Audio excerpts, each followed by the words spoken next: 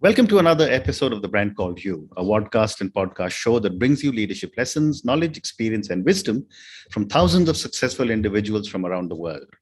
I'm your host, Ashutosh Garg, and today I'm delighted and privileged to welcome a very, very accomplished entrepreneur from the UK, Mr. Vikas Pota. Vikas, welcome to the show. Thank you for interviewing me today. Thank you. Vikas is the founder and chief executive officer of T4 Education, and we'll talk about that. He's a fellow member of the YPO. He was also a young global leader from the World Economic Forum. He's a global impact honorary by the YPO, and he's been awarded 2 honorary doctorates. So I'm not sure if I should address you as Dr. Vikas Pota, but maybe we'll stay with Vikas for the time being. So Vikas, let's talk T4 Education. Tell me a little bit about what you're doing in T4. I've been reading some very impressive stuff, but I've got to hear it from you. Thank you so much for this opportunity, Ashutosh. And funnily enough, my mother would be very pleased if you call me doctor, but she's the only person. My kids roll their eyes anytime I suggest that. T4 really was given birth to at the beginning of the pandemic. Mm-hmm. My previous work had been all around education and philanthropy, actually, where I brought a massive focus on the status and capacity of the teaching profession. Mm-hmm. And what I came to realize during the pandemic was how teachers were heroically actually at the front lines. They were the first responders in the education crisis that was looming mm-hmm. as a result of the pandemic. But no one was actually providing them any assistance, any guidance, any kind of support to help them navigate what the new normal looks like. So what I started doing at the beginning was quite simply using this platform, Zoom, to bring people together and say, okay, let's talk about the issues. Let's talk about what we think is happening. And that has mushroomed into this organization, which is now a digital media platform for teachers and schools. Mm-hmm. Amazing. And, the fact that you started this just around the time of the pandemic, you seem to have scaled up globally in just 2.5 years. What have been some of your challenges and your learnings? They say a good time to do a startup is in your late 40s, and I can't disagree. It just so helps that my preceding jobs in my career resulted in my connecting with a lot of people. Mm-hmm. And there's a lot of goodwill for the work that we all set up to do, which translates into people supporting this initiative.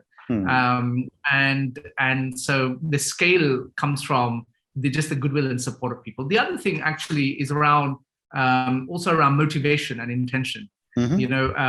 I've always been a believer in community, and community by itself as opposed to for a ulterior purpose. Mm-hmm. And so when you put that at the core of what you're trying to do, which is trying to help teachers and schools in an independent kind of way, I think it has great resonance, and people can see that. When they see that, they were happy to support this. Wonderful. And when you say T4 is helping teachers in over 100 countries, what is the kind of help that you are providing to them?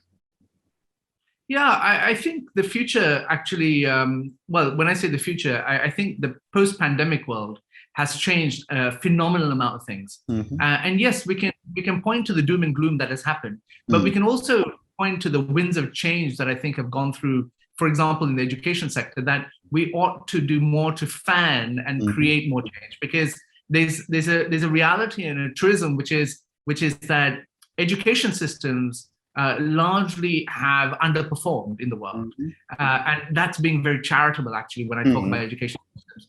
And so when we have to think about, improving learning outcomes, thinking about the purpose of education, let's look at the winds of change that are blowing through that provide us an opportunity to actually develop those further much quicker. So for example, one of the things one of the features of the pandemic has been the increasing use of technology in the world. Correct. And previously trying to connect with teachers in all these other places in the world, we would have said, well, there's no connectivity, there's no devices. But now there seems to be more people logging on, participating in this conversation because they have connectivity and they have devices.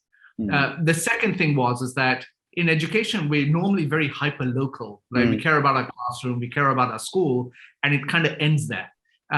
Because everyone really was in tough times, I think there was just an openness and receptivity to learning from different contexts. And that, I think, is quite a paradigm shift in education, actually, where you're willing to say, okay, what is happening where you are, for example, in India, and how it applies to me in London. That is something that I would think was unimaginable before. But because of the pandemic, this openness and receptivity to learning from different contexts is one of the winds of change that we should be fanning.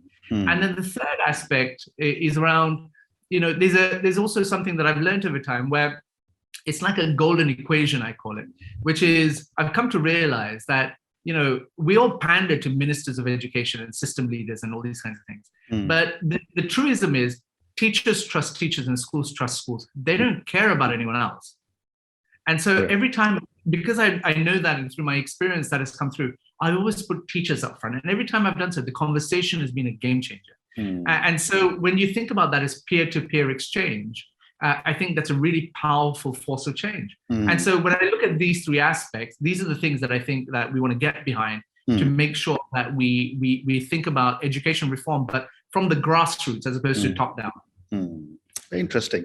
And when I was reading about you, one of the other goals that you're working towards is the SDG 4, which is quality education for all by 2030. Tell me about what steps you are taking through T4 Education to meet this goal. Yeah, look, the aspiration is a better quality of education for all, right? This is what the SDGs was set up as the successor to the MDGs in 2015. And the reality the reality is that even pre-pandemic, we were way off course to meet that target by 2030. And now just imagine the pandemic has come, school closures have happened, there's massive learning loss that has happened. And the question is, well, are we able to catch up? And my method and in my head, what I have is actually the best investment we can make in the education sector is to make sure that teachers can perform their roles effectively and to a high standard.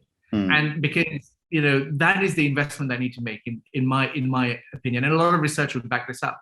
And so in T4, our preoccupation is helping the professional learning journey of teachers and educators and schools in general as to how they do this. And that's what the contribution we're trying to make is. But like I said to you, I think there's a few meta themes that also emerge in the education sector, which I'm excited about. So one I've already talked about, which is technology. And I think the use of technology, I think, is quite interesting. And then the second one is actually around sustainability. And these two themes are quite important to the rest of the SDGs.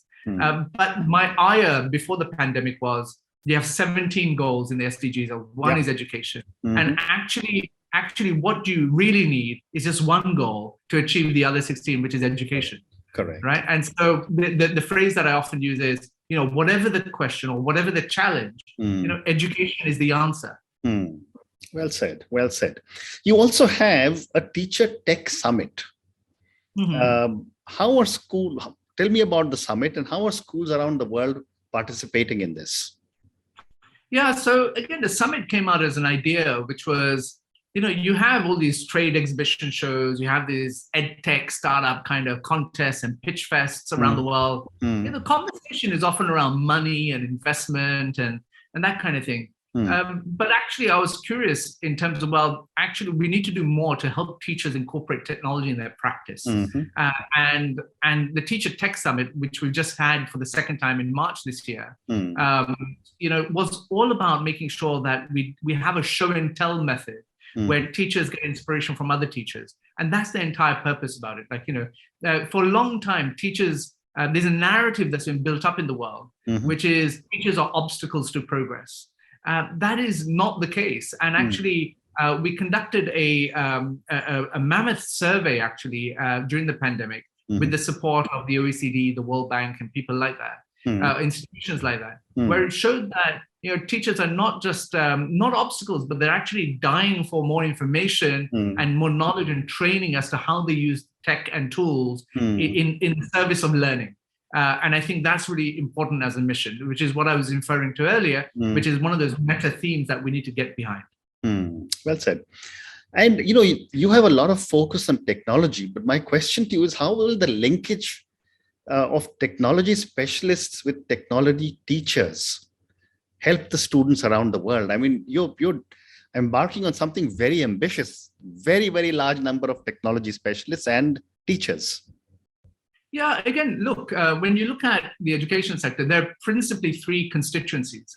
One is policymakers and researchers, who nowadays talk about technology. But if you ask them, well, how many technology companies do you know in EdTech? They'll say, they'll give you the big branded names that we all know, which I'm not sure you want me to mention on this show. But actually, they're not the EdTech innovators and disruptors. It's quite interesting that their conversation happens in a vacuum. Then you go to EdTech startups and the innovation community. And you say to them, look, if you want scale, you have to work in public education systems. And so that means working with the public sector and government. Every time you mention that, they'll run a million miles, right? And then you talk about teachers and schools who are actually, by both constituencies, seen just as consumers, as opposed to designers and contributors and being upfront. And it's that travesty of opportunity that I've been trying to bridge and create a dialogue around, which is, I think the three constituencies need to come together to talk about, from their perspectives, but start bridging a dialogue as to how technology can be in the service of learning as opposed to learning in the service of technology, right? And it's a huge mammoth undertaking, as you point out, but we have to start somewhere. This is what the Teacher Tech Summit really is. Amazing. So, when you talk about 100 schools or 100 countries, what goes into managing a network that is so vast? Yeah, it's a labor of love, right? Again,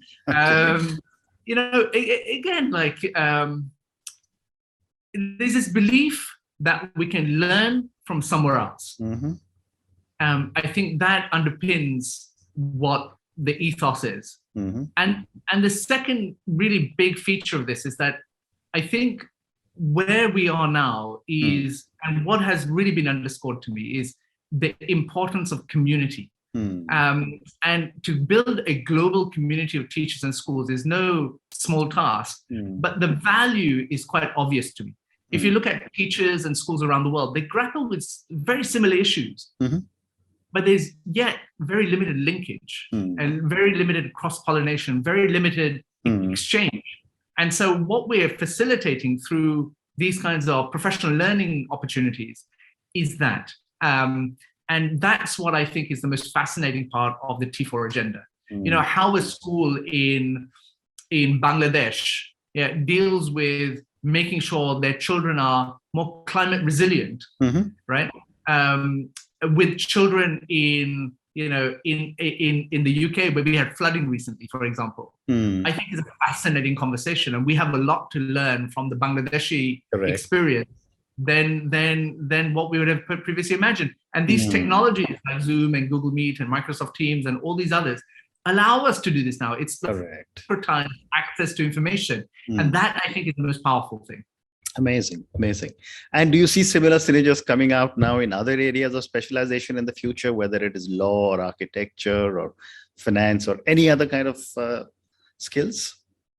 I learned a long time ago not to venture into areas I don't understand. Okay, well said. So moving on now, Vikas, you also have the T4 Alliance for supporting NGOs. Tell me a little bit about this and the work you're doing here. Yeah, again, it's that community building effort. Like, when I started up T4, Ashutosh, I wanted to create an event, a professional learning event, which I thought would be 300-400 people around what the new normal means for teachers. And I went on and put my arms out and I said, look, I'm doing this, who wants to help? And, about 80 organizations, mainly not-for-profits and social impact type organizations came forward and said, Vikas, we'll help you with this. And over the period of a month, we created probably the largest education convening online ever, where we had 103,000 teachers participate in this event. And, what was really interesting in that time was we were having these update calls, and these update calls on Zoom, all the grids that you can see, I'd get everyone to introduce themselves. So Ashutosh would come on and say, I'm Ashutosh. I run a podcast called The Brand Called You. And then someone else would say, hey, Ashutosh, I did the same thing. And I fixed actually the problem that you're fixing. Maybe we should connect offline. And those collaborative opportunities started coming. I forgot that I've had the fortune of going around the world a few times and meeting a lot of people. That's not necessarily the case for everyone. Correct. And so if you're able to bring people together and not matchmake, but provide them opportunity to learn from other people, and then not try to monopolize that conversation, I think that's a really powerful thing. And so the Social Impact Alliance is a group of organizations that are supportive of the T4 agenda. And I always feel, there should be reciprocity. And so we created the Alliance and a structure for that, where we provide certain capacity building initiatives and seminars and things like that, specifically for these organizations, so that it's a two-way street in any conversation. And so that's what the Social Impact Alliance is. And without their support, we wouldn't be where we are. You asked me a question, well, how did you scale so much? Well, it's by building community. And this is one of those communities that has been really supportive of our agenda. Very interesting. So I have time for two more questions. I wanted to ask you this earlier also. What are some of the significant subjects that you're being able to handle through these communities where you see gaps emerging between different sets of teachers around the world? Yeah, so look, great question, actually. One of the things that I've principally been interested in over the last few years has been around, the importance of institutions, and in our case, schools. And we have to think about, we talked about the SDGs. I'll give you a statistic which is jarring, which is official government statistics say that there are almost 500 million children today in failing schools around the world. Right? I mean, that's not a small number. That's a huge number. Absolutely. And so when we think about schools is where we repose our confidence, school is the institution that we back, and yet we allow ourselves to accept that leakage or that inefficiency, or that's fine. And so I created a prize mechanism to look at how we surface grassroots expertise from schools with the purpose that those other schools can take inspiration and get ideas as to how certain schools in different contexts handle these things. So I created a mechanic for a prize called the World's Best School Prizes. And the World's Best School Prizes looks to award in 5 categories. So there's a lot of research that says schools that are good at community collaboration do better than those that are not. Schools that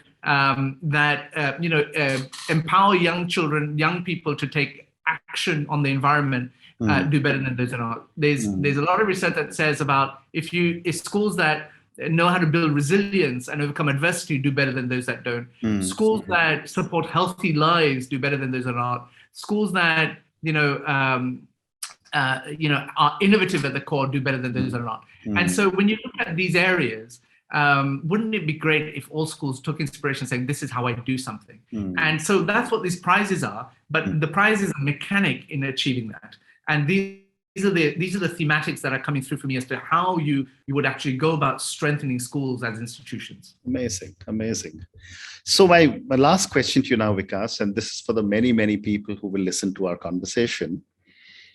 Based on your amazing journey in education and all the work that you do across so many different countries with so many different teachers and academic professionals, what would you say are 3 lessons the viewers and listeners can take away from our conversation? Yeah, there are 2 big lessons that have, which I'll share off the bat, and forgive me, they take a little bit more time to explain. The first one actually is an experience that I had at the World Economic Forum, where Klaus Schwab, the founder of the forum, normally selects 6 CEOs to be the co-chairs of every Davos that he has. A few years ago, he selected 6 young people, of which one of these was a refugee from a refugee camp in Kenya. And this young man's name was Mohammed. And we were in Davos, we were at a dinner, and Professor Schwab was hosting. And this young man put his hand up and said, Professor Schwab, I have a question. So after 5 days, I am going to be going back to a refugee camp. You're going back to a middle-class lifestyle. Can you tell me how I make the most of the next 5 days? And Professor Schwab turned around and said, look, Mohammed, really great question, and it really matters. I understand that. What I do know is that the future belongs to those people who are able to connect the dots for other people. Yeah. And I thought that was a pretty salient but very important lesson in life, that those that are good at connecting the dots for other people will do better than those that are not. The second lesson was around, the second lesson was, I was invited to an event with Obama, actually President Obama. Yeah. And what happened was that, you know, Obama is very academic and professorial, so his comments weren't in any way, you know, anything that I hadn't heard. But he was asked a question. And the question was, Mr. President, what is the biggest leadership lesson you've learned through your journey? And he paused and he answered the question. He said, you know, and again, I say this as a political junkie. I love politics. I love policy, all those kinds of things. And he said, well, I occupied the most important office in the world. I was the most powerful man in the world. I could have, you know, had wars. I could have solved famine. I could have done anything. I had the resources to do it. But the most important lesson I learned was that policy no longer moves the needle. And my jaw hit the ground because I was such a fan of politics and policy and government. And President paused, like a good ex-president does. And he went on to say, the only thing that's ever moved the needle on anything is storytelling. Wow. And I thought, at that point, I thought, high five, President Obama, what a great story. And I fundamentally believe these two to be absolutely, you know, to the core of everything that I believe in. Yeah. And the third lesson, when you say, I don't have an inspiring story, but is a belief. The belief is that good people do win. Absolutely. And that's a fundamental belief I have. You have to, if you behave, you don't just achieve success by behaving in an unethical way, in a way that, you know, you got sharp elbows, and at the detriment of other people.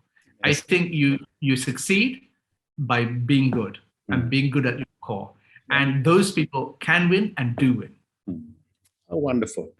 And on that note of good people do win, thank you, Vikas, for speaking to me. Thank you for talking to me about T4 education and the incredible work you're doing to empower teachers across schools around the world, and, you know, do so much good, not just for teachers, but for academics as a whole. Thank you for talking to me about the two amazing stories of Mohammed from Kenya and President Obama's leadership lesson. I think all our viewers and listeners will take away these two stories and always remember them because of the amazing way you have narrated them. And it's always very important when someone gives a personal experience of being there, then that story always stays in one's mind. Thank you again for speaking to me, and good luck. Thank you so much, Ashutosh. I really hope this works out well, and that I appreciate the opportunity you provided today. Thank you. Thank you for listening to the Brand Called You videocast and podcast, a platform that brings you knowledge, experience, and wisdom of hundreds of successful individuals from around the world. Do visit our website www.tbcy.in to watch and listen to the stories of many more individuals. You can also follow us on YouTube, Facebook, Instagram, and Twitter. Just search for the Brand Called You.